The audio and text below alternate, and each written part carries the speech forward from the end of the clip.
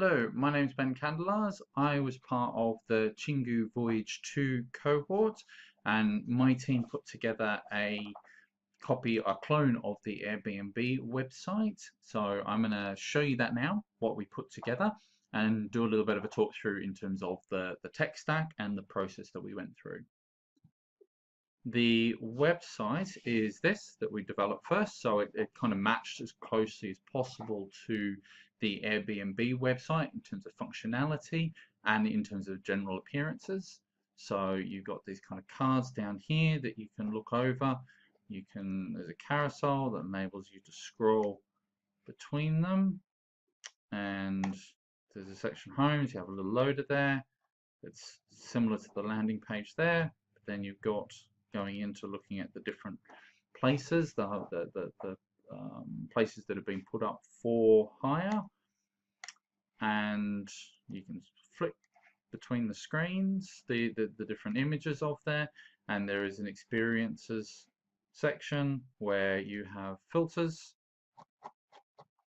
of different that you can use to filter the information you're getting, as well as, so that exists both on homes as well. And go back to the search, you can then select search days, how many people, so on and so forth.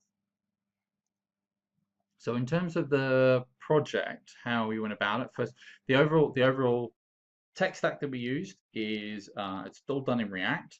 We use Create React App to do the basic scaffolding out, because it kind of sets up a work environment straight away and with no configuration. And we use React Router on the front end to route between the different views, as you kind of saw me stepping through it. For styling, we chose style components because it kind of have all the same functionality as basic CSS, but it's scoped to the individual component that you use. And on the back end, we just use Node and Express. We didn't get so far as building out to use Mongo as a data store. However, we built it to the point where actually you would be able to add that in should we have kind of got to that level of complexity. For the tooling, we used ESLint and particularly the Airbnb style guide. For testing was Jest and Enzyme. We used Git and hosted it on GitHub for the version control and merging everything together. We used the debugger, which the Chrome debug tools can be used both in the browser and in the code editor. There was 4 of us in the team, and we all used VS Code. And for all of our web chats, we used a service called appear.in, and that enables you to set up screencasts as well as be able to share screen and talk in a cross-platform manner. So it didn't matter whether somebody was on Mac or Windows, we would be able to have these conversations, and it required 0 configuration. So you just get a URL and you just send it to your team, and then straight away you can set up a web chat. Really simple, really painless. We deployed the final thing on Heroku, and so that's the overall kind of tech stack that we used, the tooling and deployment. In terms of the process, we first of all got an email from Chance, found out in terms of which group we were a part of, and we had a Slack channel set up. With the Slack channel, we then we all kind of said hello and kind of joined in a bit of a greeting. I think everyone kind of came in at a fairly similar time, and then from there we had just a very brief kind of touch-based chat. And we set up to do a screencast to do through appear.in on the following Monday. I think it was on the Saturday or the Sunday that we actually got set up first of all. So then fast forward on the Monday, we agreed a time, which is important to kind of make sure you've got that one right, given that you can have different time zones. In mind, we had me in London, 2 people in Poland and 1 in France. So we had 2 different time zones to work around. So once we met on the Monday, we did quite a bit of talking, first of all, in terms of what website we would actually look at cloning. The Jabactical was an option. However, Lukasz and I, who had been on the previous the previous voyage had also done Jabactical already, so we were keen to do something different. We ended up looking at quite a number of different websites for stuff that would be challenging, and we ended up deciding on the Airbnb website, as I've already shown. Once we'd done that, we used Google Docs to deconstruct the whole first page, looking at all the different components that would actually be there and kind of talking about in terms of how we'd actually put them together. We also, in that conversation, talked around the tech stack, decided on the use of React, decided on the use of, in terms of using Node as the back end and Express, and had a bit of a discussion around CSS and to do whether to use style components or not. But the decision on that one happened a couple of days later after we kind of had a bit of a play around with it. Once we kind of deconstructed the first page of the website, it made it a lot easier to then allocate tasks to each of the members of the team. So once we did that, we then kind of started our first sprint as it was. It's probably worth saying overall, in terms of the way our team kind of functioned, is that we actually had a manager, a project manager, to start off with, but that person Lukasz ended up getting a job partway through, so he had to pull back in terms of his role. So he asked me to step up into that, and I decided to kind of take that on. So we had a bit of a changeover in terms of who was the project manager, but that didn't really interrupt the flow of the project. Throughout the sprints, we kind of ordered it on the idea of, in terms of which had already kind of been put forward in Chingu, of doing weekly sprints.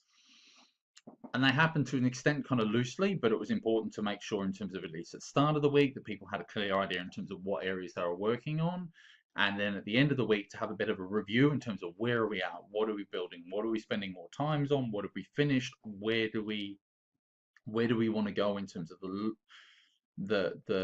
life of the project with the skills and abilities that we have amongst the team. So we had daily meetings, which started out quite long, but over time got smaller. We did code reviews, so looking at each other's code, discussing what we'd done, presenting what we'd done to each other. And that happened to varying levels, but it was one of the tools that we used, and walkthroughs around the GitHub flow. That one, I think, is actually really important to emphasize as something to do as a team. Git is interesting when you're just doing it yourself, but when you're doing it as a team, you really see the value of it. And in doing it as a group, there is a lot of different bits to work out, and you will make mistakes, and you will kind of do things that possibly will cause problems. And this is how you learn about it, and you learn from each other's kind of the information each of you have got, and bouncing off that to kind of get it set up and get it working. So we try to, in terms of, to have the main development branch to be protected. We set up a development branch. That branch was protected so that you could only do pull requests into it, and they had to be reviewed by a member of the team. And then everyone created feature branches or bug branches or separate branches that they worked on, and then it was merged back into the development branch. And then when it came to deployment, that then got moved over to the master branch, and deployment only happened from the master branch. GitHub, we found, in terms of talking through it and doing it as a screencast and discussing it as we went, was actually really useful in terms of everybody learning it. And you kind of get the sense in terms of how all the bits of work that you do come together to produce a larger application. So it is it's a closer approximation of a real coding environment that is really kind of what you're trying to achieve. So in terms of challenges, the key kind of challenges to come across is different knowledge bases, and different amounts of knowledge and that people had. So some people come through kind of free code camp, some people know tutorials, some people kind of hacked it together, and that meant that different people had different strengths and different weaknesses around their knowledge. And so for some of the more experienced people in the team, some of their role was actually spent kind of supporting some of the people who didn't know as much, or were kind of learning to kind of get up to speed with the project and to be able to troubleshoot things. So you end up kind of having um, work. It's about working together as a team, and that the purpose is in terms of learning. And as much as it can feel like in terms of for somebody who is more experienced around spending time not necessarily coding, but supporting somebody else as not being directly productive, it is part of the soft skills element to the role. And if you can explain a concept well and explain it in a way that somebody can get their head around it and understand it, then it shows you understand it really well yourself. If you can't do that, then actually it does call into question about whether you actually really know the subject area as well as you believe you do.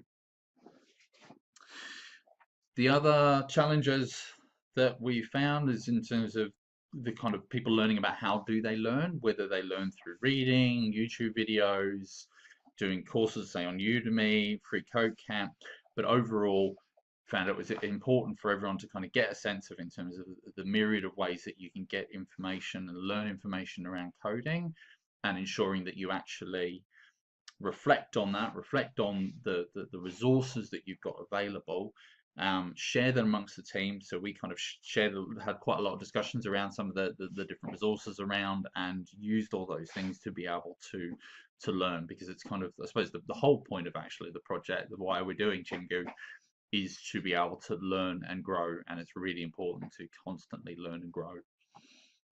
So as a final kind of takeaways from my experience, and from I think from some of the stuff echoed by in terms of members of the team, is to learn the Git workflow and learn it together, so that you can really kind of get a sense of the whole breadth of what is capable of with Git.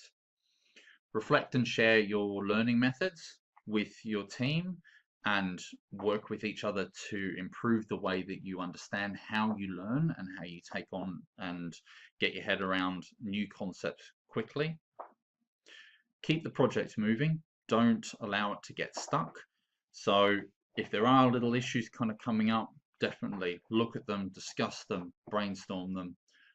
The whole idea is around, in terms of keep moving, is that you can lose interest and lose your learning if you get stuck. It doesn't matter actually if you move off on a bit of a tangent. That's okay, as long as you're learning and growing. And particularly one of the things that I've learned over it, and from the previous voyage that I was actually part of as well, is about learning tooling and best practices. It may not feel like you're doing much, kind of learning how to do the debugger, or learning about in terms of ESLint, or to have lots of extra files to be able to use your import and export statements to get it to work. But all of that stuff makes you a better coder. It will make you more employable, and it will mean that you are able to work far more efficiently in a large scale environment. Because it's worth kind of remembering, a lot of places that you'll work in, you will be working with other people. They will need to read your code, you'll need to read their code, and you'll need to understand your own code, even if you're working by yourself in the future. So making all that stuff kind of together and working and keeping the best practices is really important. So yeah, so that's, I suppose, all my kind of reflection around it. Good luck for the next voyage, and yeah, I hope you found this useful. Take care.